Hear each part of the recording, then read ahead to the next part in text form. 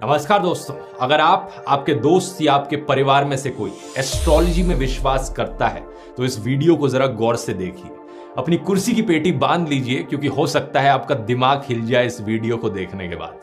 आज हम करेंगे इस फ्रॉड इंडस्ट्री का सबसे बड़ा खुलासा। एक ऐसी फ्रॉड इंडस्ट्री जिसने करोड़ों लोगों को बेवकूफ बनाया है। इसे फ्रॉड क्यों कहने लग रहा हूं मैं, वीडियो में आपको आगे समझाऊंगा। और करोड़ों लोग क्यों बेवकूफ बनते हैं ये भी मैं आपको समझाऊंगा। और साथ ही साथ अगर आप उन लोगों में से हैं कि आप कहेंगे कि यार मेरे लिए तो एस्ट्रोलॉजी काम करती है, मैं इस पे विश्वास करता हूं पर्सनली, तो चिंता मत कीजिए, आपके लिए कुछ एस्ट्रोलॉजिकल प्रेडिक्शंस भी दूंगा मैं।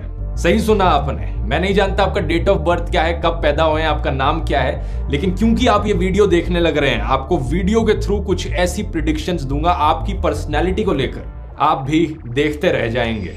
ज्योतिष दिखा रहे हैं, हस्तरेखा दिखा रहे हैं, राशिफल दिखा रहे हैं, ये ढोंग पाखंड में पढ़े लिखे बच्चे पढ़ रहे हैं। मैं आपको बताऊंगा कि कैसे आपके घर में धन की बरकत होगी। हम मॉडर्न एज के लोग हैं, पढ़े लिखे लोग हैं, क्या हमको एस्ट्रोलॉजी में विश्वास करना चाहिए? कहीं कुछ तय नहीं है, ऊपर वाले ने तुमको कठपुतली बना के नहीं भेजा है कि सब पहले से ही तय है। कुछ हफ्ते पहले की बात है दोस्तों, जब Indian cricket team unfortunately T20 world cup से बाहर हो गई, जब उन्होंने सेमीफाइनल मैच हारा इंग्लैंड की टीम के अगेंस्ट। अनफॉर्चुनेटली, क्या इसका मतलब यह हुआ कि उनका फॉर्च्यून खराब था? अगर कुछ एस्ट्रोलॉजर्स की माने तो इसका बिल्कुल उल्टा ही था। उनके हिसाब से इंडियन क्रिकेट टीम का फॉर्च्यून बड़ा अच्छा था। सेमीफाइनल मैच से पहले एबीपी पर एक न्यूज प्रोग्राम आया था जिसका नाम था 11 ज्योतिषी बताएंगे हम वर्ल्ड कप लाएंगे। इस न्यूज प्रोग्राम में बैठे 11 ज्योतिषियों ने कुछ बड़ी ही चमत्कारी एस्ट्रोलॉजिकल प्रेडिक्शंस दी। 100% दावे के साथ कह सकते हैं कि हमारा भारत का विजय प्राप्त होगा। ये भी 100% वाला मामला आपका भी है। चलिए, अगर भारत की कुंडली के हिसाब से भी हम देखें तो कल की विजय भारत की निश्चित है। इंडिया की जीत के अलावा इनमें से कई एस्ट्रोलॉजर्स की यह भी प्रेडिक्शन थी कि बड़ी कांटे की टक्कर होगी इस मैच में। बहुत प्रखर स्थित कांटे के टक्कर है, लेकिन विजय के योग बन रहे हैं 100%। संघर्ष बहुत जबरदस्त होगा, बट फाइनली भारत के पक्ष में ये मैच जाएगा। लड़ाई तो बराबर की है। आप में से जो लोग क्रिकेट नहीं देखते उनके लिए बता दूं, ये एक कंप्लीटली वन साइडेड मैच था, कोई कांटे की टक्कर नहीं हुई। इंडिया ने 168 रन्स बनाए थे, इंग्लैंड ने एक विकेट तक नहीं खोई और इस टारगेट को चेज कर डाला सिर्फ 16 ओवर्स के अंदर। गिनीज वर्ल्ड रिकॉर्ड्स ने इंडियन टीम की फिरकी लेते हुए ट्विटर पर पूछा भी था कि हिस्ट्री की क्या ये सबसे आसान रन चेज है। लेकिन इन एस्ट्रोलॉजर्स के अकॉर्डिंग यहां पर एक कांटे की टक्कर होने वाली थी जिसके बाद इंडिया की जीत गारंटीड थी। क्रिकेट मैचेस में तो चलो हार जीत चलती रहती है, लेकिन एस्ट्रोलॉजिकल प्रेडिक्शंस को लेकर इतना गलत होना ये पहली बार नहीं ऐसा हुआ दोस्तों। हर साल लाखों ऐसी प्रेडिक्शंस करी जाती हैं एस्ट्रोलॉजर्स के द्वारा जो गलत जाती हैं, लेकिन लोगों को कोई फर्क नहीं पड़ता। एक फेमस हिस्टोरियन फ्रांसेस्को गुइचियार्डिनी ने एक बार कहा था, how happier are the astrologers when compared to other men. आम लोगों के कंपैरिजन में इन एस्ट्रोलॉजर्स की लाइफ बड़ी अच्छी होती है। ये लोग 100 झूठ के बीच एक चीज ऐसी बोल देते हैं जो सच निकल जाती है और लोग इन पर विश्वास करने लग जाते हैं। लेकिन एक आम आदमी 100 चीजें सच्ची बोले और एक चीज झूठ निकल जाए तो उसकी सारी क्रेडिबिलिटी खत्म हो जाती है नहीं सोचने वाली बात? ऐसा क्यों होता है इसे आगे वीडियो में डिस्कस करेंगे, लेकिन इससे पहले कुछ और बड़ी फर्जी प्रेडिक्शंस देखते हैं। इंडिया के सबसे फेमस एस्ट्रोलॉजर बेजन दारूवाला की कोविड-19 को लेकर प्रेडिक्शन। साल 2020 में इन्होंने कहा था कि 15 मई 2020 के बाद कोरोना पूरी तरीके से चला जाएगा या फिर बहुत ज्यादा स्लो डाउन हो जाएगा। करीब करीब मई 15 के आसपास ये डिजीज है, कोरोना कहो कुछ भी कहो, ये बहुत कम हो जाएगा, नहीं तो खत्म हो जाएगा। ऐसे ही कई एस्ट्रोलॉजर्स ने कोरोना को लेकर सिमिलर सी प्रेडिक्शंस दी थी। पीक का समय नहीं है, पीक का समय निकल चुका है। 30 मार्च को गुरु केतु की युति छोड़ के मकर राशि में प्रवेश कर रहा है। दैट मीन्स 30 मार्च के बाद हम सब धीरे धीरे कोरोना वायरस की प्रभाव से मुक्त होते जाए। 19 सितंबर को राहु का प्रवेश वृष राशि में होगा, तो आप ये समझें कि ये जो समस्या है कहीं ना कहीं 19 सितंबर तक की। इतिहास में ऐसी प्रेडिक्शंस हमेशा से चली आई हैं। साल 1499 में एक फेमस जर्मन मैथमेटिशियन और एस्ट्रोलॉजर योहानस स्टेफलर ने प्रिडिक्ट किया था कि 20 फरवरी 1524 को दुनिया खत्म हो जाएगी जब एक बड़ा सा फ्लड आएगा और सब कुछ निगल लेगा। ऐसा कुछ नहीं हुआ। एक क्रिश्चियन न्यूमेरोलॉजिस्ट डेविड मेडे ने प्रिडिक्ट किया था कि 23 सितंबर 2017 को दुनिया खत्म हो जाएगी जब एक हिडन प्लैनेट आकर धरती से टकरा जाएगा। ऐसा कुछ नहीं हुआ। एक अमेरिकन प्रीचर हैरोल्ड कैंपिंग ने कहा था कि दुनिया 21 मई 2011 को खत्म हो जाएगी। उन्होंने अपने इस मैसेज को 5000 बिलबोर्ड्स पर जाकर चिपकाया, लेकिन जब ये चीज नहीं हुई तो उन्होंने डेट को आगे पोस्टपोन कर दिया अक्टूबर पर। जब अक्टूबर 2011 में भी दुनिया खत्म नहीं हुई तो उन्होंने सोचा अब मैं अपना मुंह बंद कर लेता हूं और चुपचाप बैठे रहता हूं।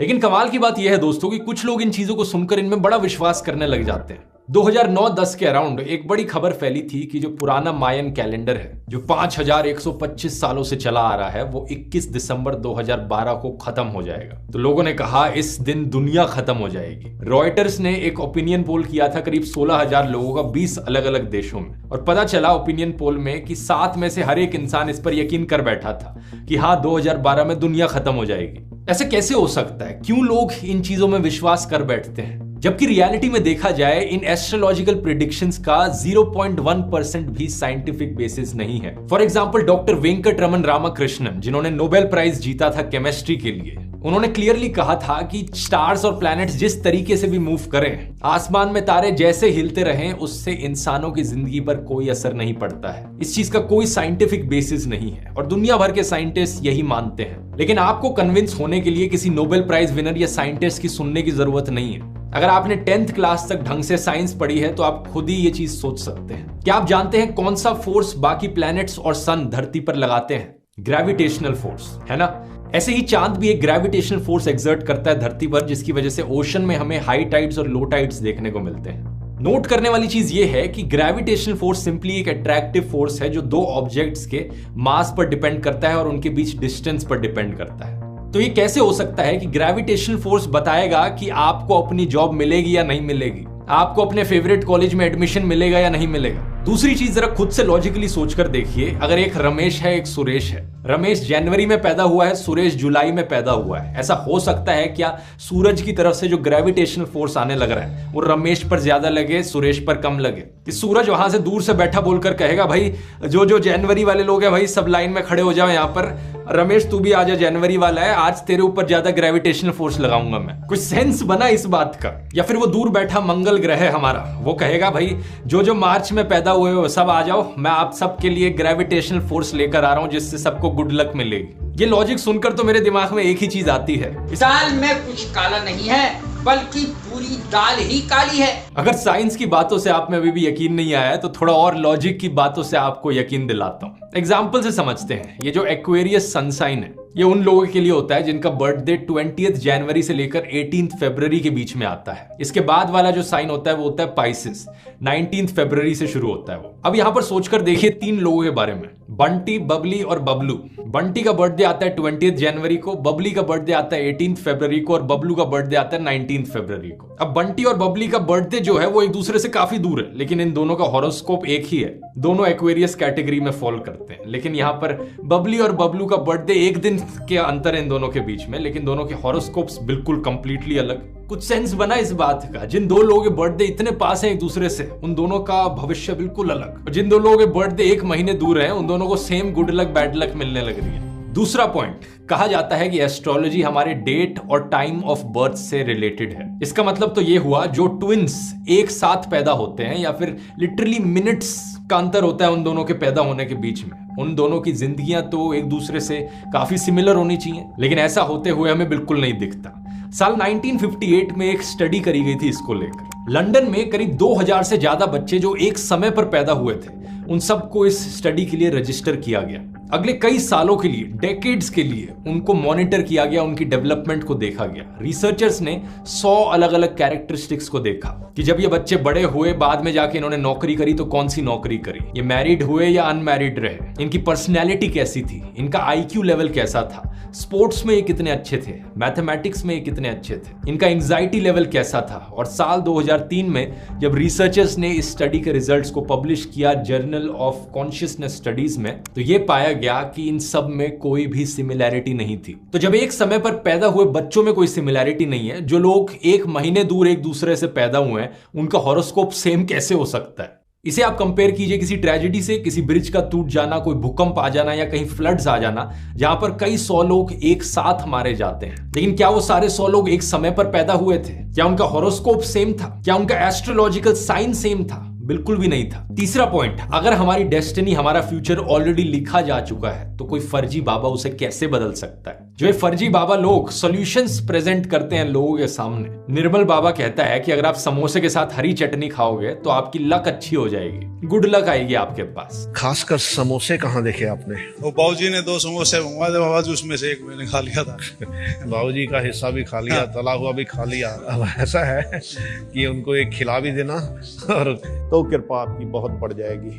मतलब ऊपर आसमान में बैठा चांद आपको देखकर कहेगा ये वाला आदमी ये समोसे के साथ हरी चटनी खाने लग रहा है, आज से मैं इसे तंग करना बंद कर देता हूँ। मेरी तो फेवरेट है हरी चटनी। या फिर कुछ लोग कहते हैं कि अपने नाम में एक्स्ट्रा आर ऐड कर लो, आपको ज्यादा लक मिलेगी। आयुष्मान खुराना को आयुष्मान खुर्राना कर लो, आपकी लक बदल जाएगी। ऐसे ही रानी मुखर्जी को रानी मुखर्जी कर दो तो आसमान में बैठे तारे और प्लैनेट्स एक अलग तरीके की फोर्स लगाना शुरू कर देंगे। तुषार में एक एक्स्ट्रा एस डाल लो, तुषार कपूर की जगह तुषार कपूर कर लो, इतनी गुड लक आएगी, आप एक सुपरस्टार बन जाओगे। अरे भाई, बढ़िया एक्टर बनने के लिए बढ़िया एक्टिंग आनी चाहिए। एक्स्ट्रा एस लगाने से कोई बढ़िया एक्टर बन जाता तो हर कोई अपने नाम में एक्स्ट्रा एस लगाने लग जाता। चौथा, बहुत से लोग शादी करने से पहले अपनी कुंडली मैच करवाते हैं। उनकी शादी मुहूर्त को देखकर करी जाती है, जो कि नॉर्मली एक एस्ट्रोलॉजर के द्वारा सजेस्ट करी जाती है। कहते हैं अगर आप ऐसा नहीं करोगे तो आपकी शादी के लिए अच्छा नहीं होगा। तो जिन लोगों ने ऐसा किया है, क्या उनका कभी डिवोर्स नहीं होता? और जिन देशों में ये सब चीजें नहीं करी जाती, क्या वहां पर सिर्फ डिवोर्स ही होते रहते हैं, वहां पर कोई अच्छी शादी नहीं होती? पांचवा और सबसे इंपॉर्टेंट पॉइंट, अगर एस्ट्रोलॉजर्स की प्रिडिक्शंस इतनी ही अच्छी होती हैं तो ये जाकर अपने पैसे को स्टॉक मार्केट में इन्वेस्ट क्यों नहीं कर लेते? इन्हें तो सब पता है, ये सब प्रिडिक्ट कर सकते हैं, तो पैसा इन्वेस्ट करें और यहाँ पर कमा ले करोड़ों। नहीं, मतलब खुद ही सोचकर देखिए आप, ये यहाँ पर क्रिकेट मैचेस के रिजल्ट बताते हैं। ये बताते हैं कि कौन सी फिल्म हिट होगी, कौन सी फिल्म फ्लॉप होगी। ये बताते हैं कि बिजनेसमैन को बिजनेस कब करना चाहिए, कैसे करना चाहिए। अरे भाई, इतना ही सब कुछ पता है तो जाकर थोड़े स्टॉक मार्केट की प्रिडिक्शन करो और जीत जाओ वहां पर लॉटरी।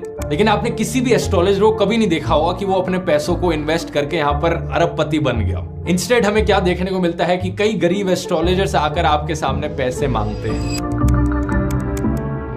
और वैसे अगर आपको दोस्तों इंटरेस्ट आता है स्टार्स और प्लैनेट्स के बारे में जानने में, तो एस्ट्रोनॉमी की पढ़ाई करो, ना कि एस्ट्रोलॉजी की। आप किताबें पढ़ो जैसे कि a brief history of time, Stephen Hawking के द्वारा लिखी गई है। या फिर एक और मैं रेकमेंड करना चाहूंगा यहाँ पर, astrophysics for people in a hurry. इन दोनों किताबों की book summaries as an audio book आपको कुकू एफएम पर मिल जाएगी। कुकू एफएम को नहीं जानते, बढ़िया ऑडियो लर्निंग का प्लेटफॉर्म जहां पर ढेर सारी ऐसी ऑडियो बुक्स आपको सुनने को मिलेंगी। आमतौर पर इसकी कॉस्ट होती है 399 रुपीज, लेकिन अगर आप कूपन कोड ध्रुव50 इस्तेमाल करेंगे आपके लिए साल भर की कॉस्ट पड़ेगी सिर्फ 199 रुपीज। लिंक इसका नीचे डिस्क्रिप्शन में मिल जाएगा। और अब एस्ट्रोलॉजी पर वापस आते हैं। इतनी सारी लॉजिकल फैलेसीज हैं, यहां इतने सारे पॉइंट्स बता दिए कि ये लॉजिकली गलत है, साइंटिफिकली गलत है, कोई सेंस ही नहीं बनता इनकी बातों का, लेकिन फिर भी करोड़ों लोग एस्ट्रोलॉजी में विश्वास करते हैं। ऐसा क्यों है? इसके पीछे 3 मेन कारण बताए जा सकते हैं दोस्तों। पहला है लोगों का कमजोर दिमाग। अब बात कुछ ऐसी है दोस्तों, हमारा फ्यूचर अनसर्टन होता है, हम सबका फ्यूचर अनसर्टन है। कोई भी फॉर श्योर गारंटी करके 100% नहीं बता सकता कि फ्यूचर में ये होकर ही रहेगा। और अनसर्टेनिटी एक ऐसी चीज है जिससे बड़े लोग परेशान होते हैं। लोगों को अपनी जिंदगी में सर्टेनिटी चाहिए। लोग फॉर श्योर चाहते हैं कि उनका फ्यूचर गारंटीड हो, सिक्योर हो, सेफ हो। लोग एक अच्छी जिंदगी जीना चाहते हैं और लोगों को इस अनसर्टेनिटी से डर लगता है। और इस डर का सोल्यूशन लोगों के सामने है एस्ट्रोलॉजी। एस्ट्रोलॉजिकल प्रिडिक्शंस लोगों को सर्टेनिटी देती है जिंदगी में। एक एस्ट्रोलॉजर की अच्छी प्रिडिक्शन सुनकर लोगों के अंदर खुशी आती है और उन्हें सिक्योरिटी फील होती है। स्वामी विवेकानंद ने कहा था, ऐसे सारे विश्वास एक कमजोर दिमाग की निशानी है। और आमतौर पर ऐसे लोगों को डॉक्टर के पास जाना चाहिए, लेकिन लोग एस्ट्रोलॉजर के पास जाते हैं। अब क्योंकि ऐसे लोगों का माइंड ऑलरेडी एस्ट्रोलॉजी में विश्वास करता है, एस्ट्रोलॉजी में विश्वास करना चाह रहा है, ऐसे लोग सवाल नहीं करेंगे, डाउट नहीं करेंगे एस्ट्रोलॉजर की बातों में। जो भी एस्ट्रोलॉजर कहने लग रहा है वहां पर, उस पर अंधाधुंध यकीन कर लेंगे, क्योंकि वो यही चीज सुनना चाहते हैं। ये सर्टेनिटी वो अपनी जिंदगी में चाहते हैं। लेकिन अगर आप ऐसे लोगों में से नहीं हो, आप चीजों पर डाउट करते हो, फिर भी आपको एस्ट्रोलॉजर की बातों पर यकीन हो जाता है, तो दूसरा कारण और भी इंटरेस्टिंग है, कोल्ड रीडिंग। इस टेक्निक का इस्तेमाल करते वक्त एस्ट्रोलॉजर्स कुछ ऐसी चीजें कहेंगे। जब 30 साल के हो जाओगे तुम्हारा भाग्य चमकेगा, तुम्हारी किस्मत करवट लेगी।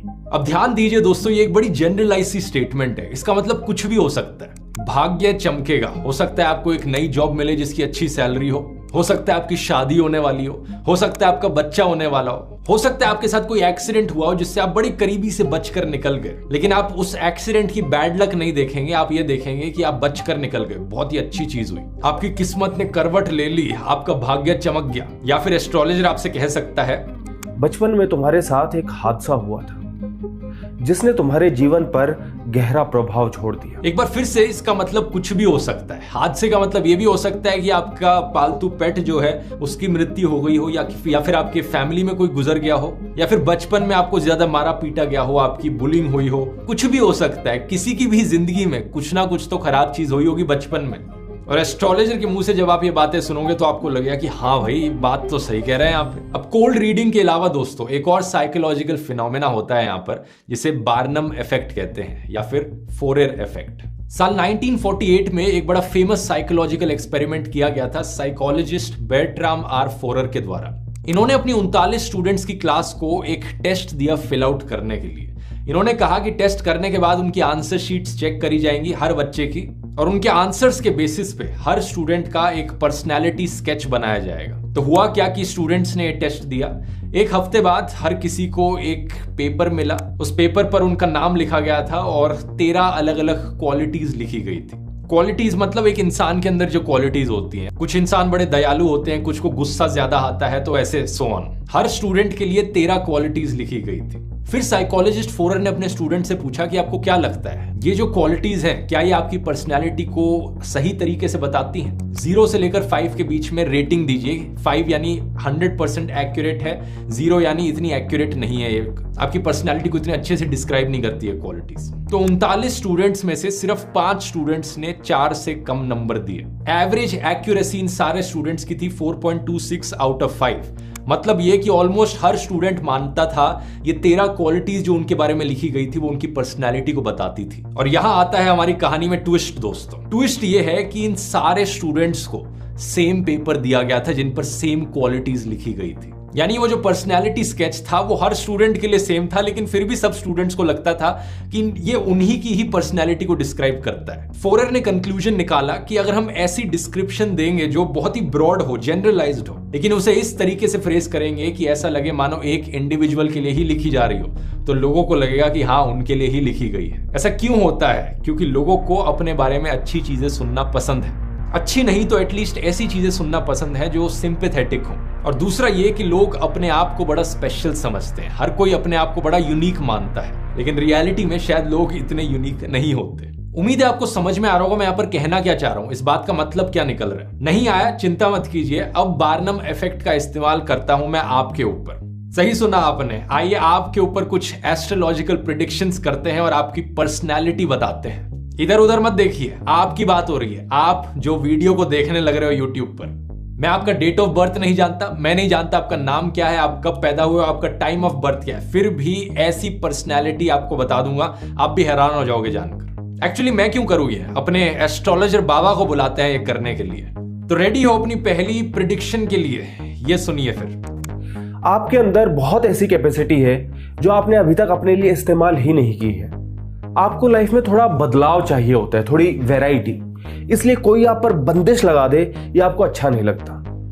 ये बात सच है ना आपके लिए? क्या लगता है आपको? हो सकता है आप में से कुछ लोगों की भेड़ चाल वाली सोच हो, आप हर्ड मेंटालिटी में विश्वास करते हो, लेकिन ये चीज आप कभी खुद से एडमिट तो नहीं करोगे, तो इसलिए ये चीज आपको सच्ची लगेगी।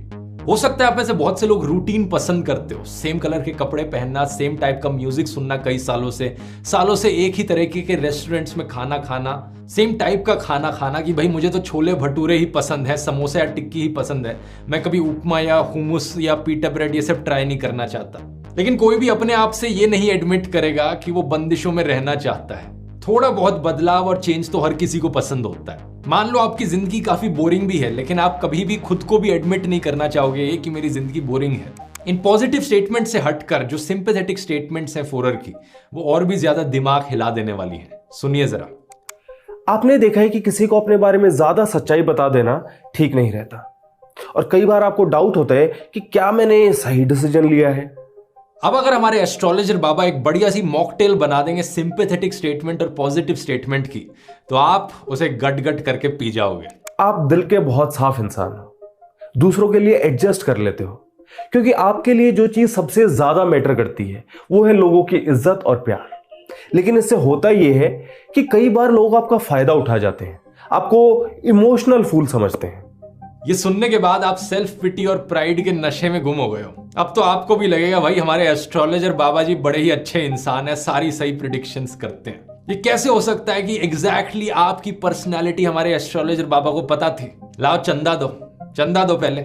मजाक कर रहा हूं, आइए और टेक्निक्स को ऐसे ही देखते हैं। अगली टेक्निक है क्लूज को पिकअप करना। अगर आपने मेरा करण सिंह के साथ वीडियो देखा है ये वाला, तो आपको भी याद होगा मैं किस चीज की बात करने लग रहा हूं। एस्ट्रोलॉजर्स का अक्सर एक ऑब्जर्वेंट माइंड होता है और मेंटलिस्ट का भी, जैसे कि करण सिंह का। ये चारों तरफ क्लूज की तलाश में रहते हैं कि एक इंसान ने किस तरीके के कपड़े पहने, कैसा ड्रेसिंग स्टाइल है, फॉर्मल शर्ट है, ट्राउजर्स हैं या टी शर्ट पहन रखी है, किस तरीके की टी शर्ट पहनी है, कुर्ता पजामा पहना है तो क्या प्लेन व्हाइट है या फिर कोई ब्रांडेड डिजाइनर वाला है, एक इंसान कैसा है, थोड़ा सा वेट गेन किया हुआ है इसने या फिर बड़ा ही फिट इंसान है, बात करने में कैसी भाषा बोलता है, क्या ये प्लेन हिंदी बोलता है या रीजनल लैंग्वेज का मिक्स है या फिर हिंदी में बहुत से इंग्लिश शब्द डाल के यूज करता है, कॉन्फिडेंट है या वल्नरेबल लग रहा है। ये सारी अलग अलग चीजें अगर आप एक इंसान के बारे में ऑब्जर्व करोगे, उसे देखोगे, तो आप उस इंसान के बारे में बहुत सी चीजें गेस कर सकते हो बड़े एक्यूरेटली कि वो किस टाइप का खाना खाता है, उसकी हॉबीज कैसी होंगी, किस तरीके की उसकी नौकरी होगी,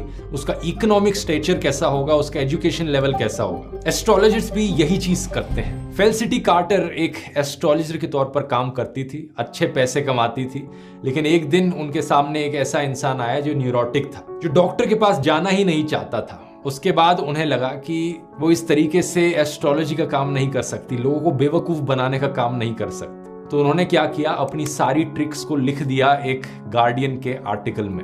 उन्होंने बताया अपने एस्ट्रोलॉजी के करियर के दौरान उन्हें सेम सी कहानियां बार बार सुनने को मिलती थी। लोग आते थे उनके पास, कभी रोमांस की प्रॉब्लम्स को लेकर, कभी काम की प्रॉब्लम को लेकर, कभी अपनी लाइफ में बदलाव ढूंढने के लिए।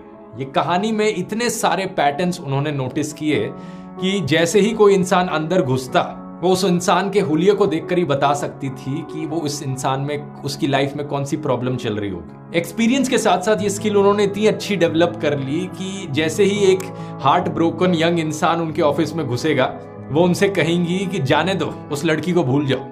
और वो बंदा हैरान हो जाएगा, भाई ये कैसे हो गया, इस एस्ट्रोलॉजर को ये कैसे पता चल गया मेरे बारे में। चीजें ऑब्जर्व करके पता चला। एक फाइनल ट्रिक यहाँ पर काफी फ्रॉड वाली है, जो काफी एस्ट्रोलॉजर्स करते हैं इंडिया में। वो क्या करते हैं, आपके बारे में इंफॉर्मेशन पता करने की कोशिश करते हैं कुछ सीक्रेट चैनल्स के थ्रू। श्याम मानव फाउंडर हैं अखिल भारतीय अंधश्रद्धा निर्मूलन समिति के। एक ऐसी ऑर्गेनाइजेशन है जो सुपरस्टिशन को डिबंक करती है और एस्ट्रोलॉजी के फ्रॉड को एक्सपोज करती है। ये बताते हैं कि अक्सर इंडिया में क्या होता है, जब आप एस्ट्रोलॉजर से मिलने जाते हैं, रिसेप्शनिस्ट को कुछ इंफॉर्मेशन देते हैं, तो वो इस इंफॉर्मेशन को लीक कर देते हैं बाबा को, और वो बाबा आपको वही चीज दोहराते हैं। आपको लगता है भाई इन्हें कैसे पता चला। एक बार ये इंदौर गए थे एक बड़े ही फेमस बाबा को डिबंक करने के लिए। वहां बाबा के पास जाने के लिए उन्होंने रिक्शा पकड़ी, और रिक्शा वाला जो था वहां पर, वो बातचीत करने लग गया आमतौर पर और काफी चीजें पूछने लग गया। श्याम मानव को एकदम से एहसास हुआ कि ये रिक्शा वाला इतनी सारी चीजें क्यों पूछने लग रहा है। तो उन्होंने एक गलत इंफॉर्मेशन अपने बारे में दे दी। उन्होंने कहा कि वो इंग्लिश प्रोफेसर है नागपुर यूनिवर्सिटी में। उसके बाद जब वो फर्जी बाबा के पास पहुंचे,